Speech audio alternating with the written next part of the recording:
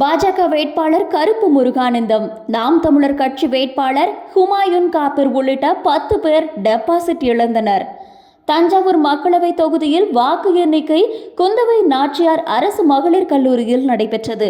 6 தொகுதிகளிலும் 23 சுற்றுகளாக நடைபெற்ற வாக்கு எண்ணிக்கையில் திமுக வேட்பாளர் முரசொலி 5,02,245 வாக்குகளும், தேமுதிக வேட்பாளர் சிவனேசன் 1,82,662 வாக்குகளும், பாஜக வேட்பாளர் கருப்பு முருகானந்தம் 1,70,613 வாக்குகளும், நாம் தமிழர் வேட்பாளர் 1,20,293 வாக்குகள் பெற்றனர்.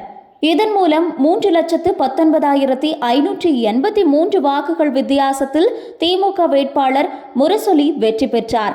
இந்நிலையில் டெபாசிட் தொகையை திரும்ப பெற வேண்டுமானால் பதிவான வாக்குகளில் 1/6 பங்கு வாக்கை வேட்பாளர்கள் பெற்றிருக்க வேண்டும். அதன்படி 1,71,541 வாக்குகளுக்கு மேல் திமுக வேட்பாளர் முரசொலியும் தேமுதிக வேட்பாளர் பி சிவனேசனும் பெற்றுள்ளனர்.